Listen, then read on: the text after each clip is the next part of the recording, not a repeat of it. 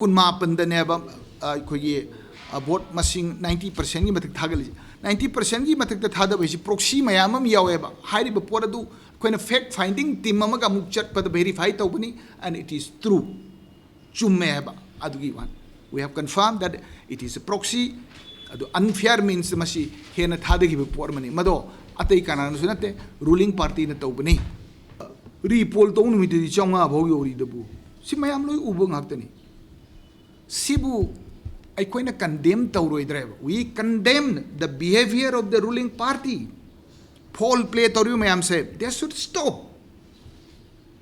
Koi fact finding Timadun Chachabagi Manunda. Sec maximum Taurisi, Thoubal Ninea. Nangi Chief Minister ki Kendradani out of 39, 29, the Nine proxy Torim am say. So we have surveyed. Arodi Sagi 98% get Hadari Visi Yengu Kanda.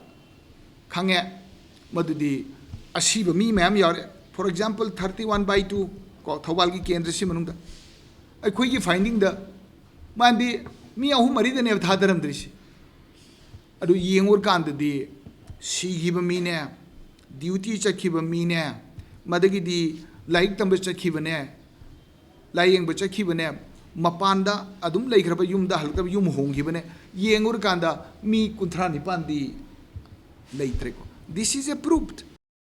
Aran badu phangabadi aina piri proxy yawi yadabanina maduda proxy edu prove torgadi report to ye natraga ko 90% ki henba madusu particular candidate amada 90% mo ka thadarabadi Supreme Court ki ruling ne ba proxy ne law ne ba proxy ne assume torgadi vote machine thian dabi yaye